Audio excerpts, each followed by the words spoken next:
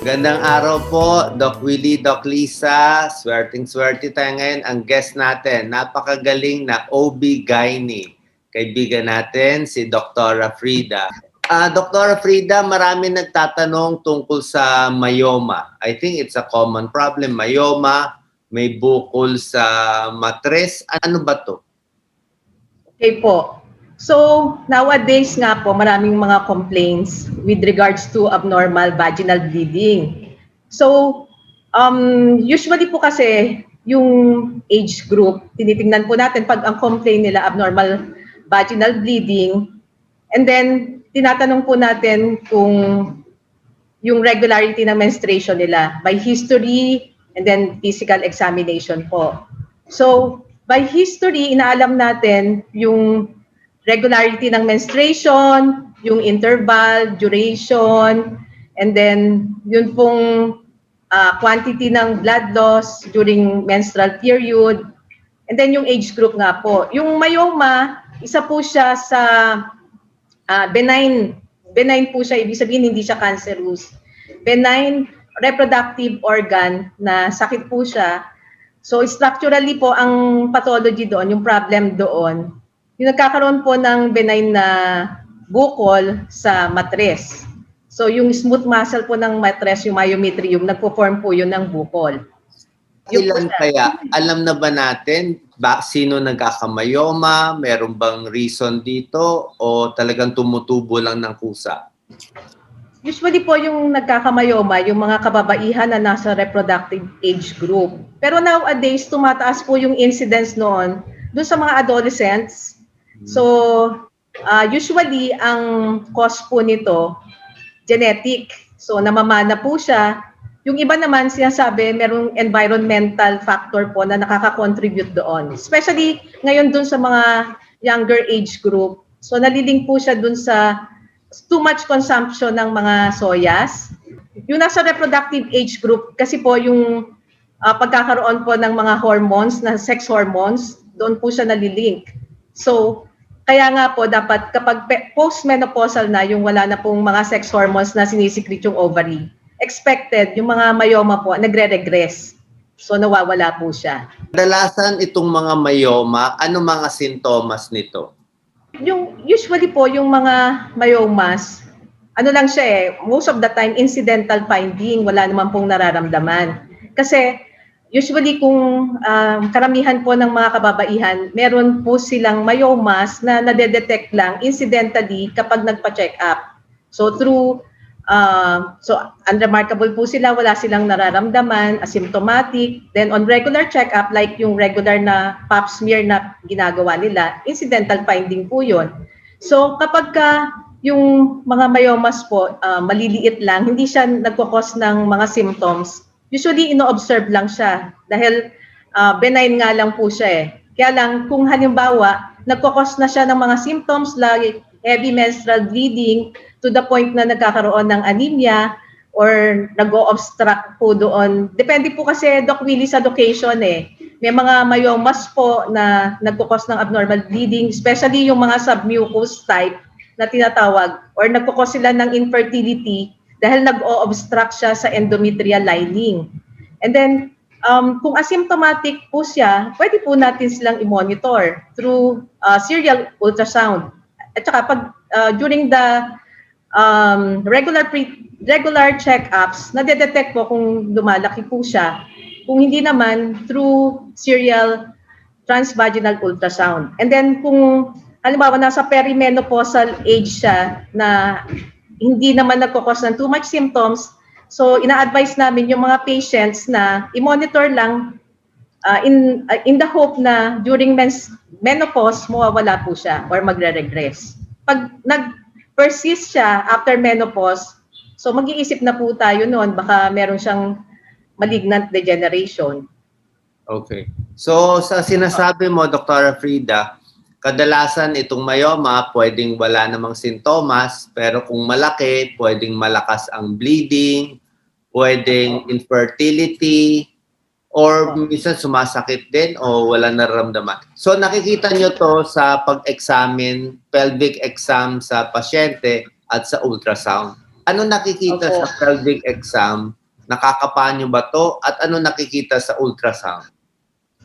So, yung mga nagko-complain po ng abnormal vaginal bleeding, syempre po by thorough history taking and physical examination, speculum exam and internal exam. So, usually nade-detect na po namin if the bleeding comes from the uterus. Kasi titingnan mo yan kung galing ba siya sa cervix or yung lining ng matres or sa body ng uterus or yung corpus na tinatawag. And then, mag-i-internal examination po. So, kapag medyo malaki na po yung myoma, so nakakapa na po namin yon na asymmetric yung uterus. Ibig sabihin po, mas malaki siya sa isang side or kapa talaga po namin yung bukol. Yung iba po na nagko-complain ng pain, depende po sa location ng myoma. Yung tinatawag naming subserous myoma na doon po siya tumubo. Parang kung halimbawa kay Mickey Mouse, yung explanation namin, parang tenga siya ni Mickey Mouse, dito siya po nakatubo. So, pwede po siyang mag-cause ng Meron din bang mga symptoms tulad ng pag nire-regla sila, sumasakit? Or kadalasan, di ba, sumasakit ang puson sa regla o walang connection to sa regla? Usually po sa myoma, hindi po yun yung symptom eh. Yung tinatawag namin na isa pang benign condition yon, yung adenomyosis or yung endometriosis na nakakonfine siya dun sa uterus, yun po yung tinatawag na adenomyosis. Yun po usually yung nagkukos ng severe, yung progressive dysmenorrhea na tinatawag. Dati po medyo mild lang, eventually magte-take ng mga pain relievers. Then yung iba talaga nagpupunta na po ng emergency room para magpag-inject po ng mga painkillers. So adenomyosis po yan. So by history taking, most of the time, so pag sinabi nila na meron silang progressive na dysmenorrhea, sa differential diagnosis po, masasabi na natin na baka we're leaning towards more sa adenomyosis kesa sa myoma. Bali, ano difference ng myoma sa adenomyosis?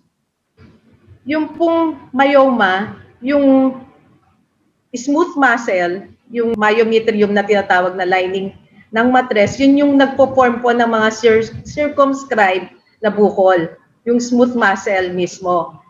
Pag yung adenomyosis naman po, yung lining ng uterus na tinatawag na endometrium, mag-i-implant siya outside of the endometrial lining. So pupunta po siya dun sa pinaka-muscle or myometrium, yung iba na ibang endometriosis, even yung mga adjacent na tissues or organs like yung mga ovaries or yung intestines na apektuhan din po yon. So, yun, kaya po siya nagkukos ng pain, yung adenomyosis. Parang ano po yan eh, parang pasa po siya dun sa muscle, kaya siya masakit. Kasi yun ngang lining kasi na endometrium, nag-implant po kasi siya dun sa myometrium. So, di ba, pag nagkakapasa tayo, yung muscle, masakit yun eh. Parang nabugbog po yung muscle. Ganun yung effect po niya. So, depende talaga kung saan tumutubo, sa loob, sa gitna, sa labas. Ang pinakamagandang test para ma-detect natin itong mga myoma na to, itong mga bukol, ano bang gagawin? Transvaginal ultrasound or yung regular ultrasound pwede na? So aside from history and physical examination, ang ancillary procedure po na ginagawa ay yung transvaginal ultrasound. Mas maganda po yung yield doon kaysa sa transabdominal. Pero kung sobrang malaki na po yung bukol, so both transvaginal and pelvic ultrasound through transabdominal approach, ginagawa po yun kasi hindi siya masyadong ma-visualize transvaginally. So pwede pong hand in hand yung transvaginal at saka transabdominal pelvic ultrasound. Pero malaki na po yung yield, hindi na kailangan yung mas sophisticated na ancillary procedure like CT scan through transvaginal ultrasound. Okay. So palagay natin may na-discover na myoma by ultrasound, by examination. Anong mga ginagawa? Meron ba tayong medical na gamutan? At ano bang ibang procedure? Meron bang operation to or gamutan lang? Okay. So, if we're dealing with yung abnormal uterine bleeding, usually po yun yung reason at saka yung pain kung bakit po nagsisik ng GYN consultation yung mga kababaihang nagsasuffer dito, either sa myoma or adenomyosis. So, kung diagnose po as myoma, at saka yung iba po na medyo malaki na yung myoma, nagpo-cause din po siya ng mga pressure symptoms like yung frequent urination, yung iba po parang constipated kasi nag-o-obstruct. Pag sobrang malaki na po yun. So, yung iba nga po, as I mentioned, kung hindi naman sobrang nagkukos ng mga symptoms, so pwedeng obserbahan lang, especially up to the age of perimenopausal time, kung hindi naman masyadong lumalaki, hindi nagkukos ng mga pressure symptoms or abnormal bleeding, kasi magre-regress siya or mawawala siya after menopause. Pero kung nagkukos siya ng abnormal vaginal bleeding to the point na nagkukos siya ng anemia, so titingnan po natin through transvaginal yung location ng myoma. So kung submucous siya at yung pedunculated, para po siyang yung may tangkay, minimally invasive na procedure po doon na gagawin is laparoscopic or hysteroscopic removal. So pwede yun po, especially doon sa mga kababaihan na hindi pa po satisfied doon sa dami ng anak nila. So kailangan maging conservative yung measure. With regards to sobrang malaking myoma po na mayroon na siyang pressure symptoms, so sad to say, yung mga oral na gamot po doon sa myoma na ganun kalaki, yung bago po ngayon ulipristal acetate, parang hindi ganun siyang ka-effective. Especially kung gusto natin conservative management. Yung iba po tinatry yung GnRH agonist.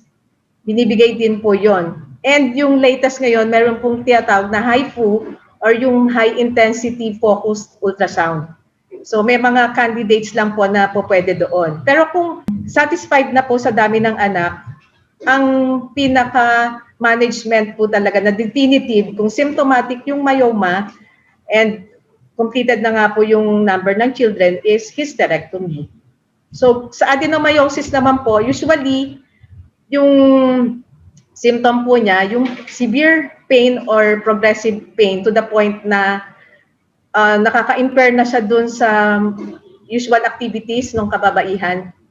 Severe pain or abnormal vaginal bleeding, at usually meron po silang infertility problem. Yun yung mga merong adenomyosis or endometriosis interna, isa pong tawag po doon. So usually infertile po sila. And then, syempre, usually gusto pa nilang magka-baby, yung mga ganon. So yung approach po nowadays, talaga pong medical management muna. Kasi may stages yung endometriosis Kung hindi pa ganun ka-severe, pwede po nating bigyan ng mga combined oral contraceptives or yung mga progesterone. Kung severe na yung anemia, pwede po yung mga intrauterine devices na progesterone containing.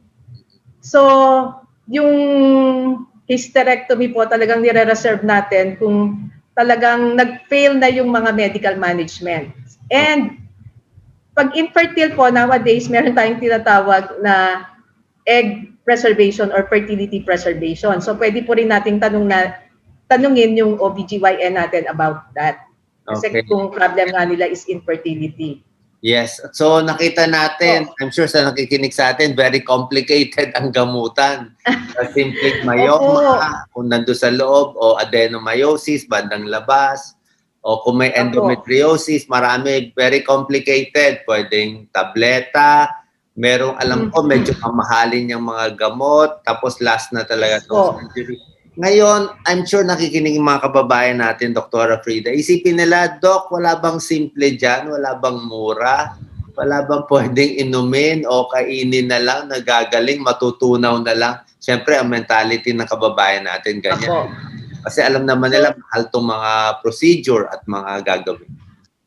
Opo. So, kung na-diagnose na may myoma or adenomyosis na symptomatic to the point na nagkakos siya ng distraction, disturbance sa everyday living, like yung vaginal bleeding, So, yung best na magagawa natin, ma-prevent po yung progression ng sakit at ma-diagnose agad. Kasi nowadays po, ang nangyayari, kung halimbawa nag-pain, nagdi-dysmenorrhea, ang ginagawa nila, so self-medication, ginagawa nila, nagtitake agad sila ng mga pain relievers. Then magsisik lang ng consultation kung hindi na talaga nila ma-manage yung pain. So, early diagnosis is important and yung prevention po. Para maiwasan talaga itong mga sakit, maganda talaga mag-consult sila sa OB-GYN, tapos depende talaga yung healthy na kinakain, iwas masyado sa mga processed foods, tapos yung mas healthy nga natin.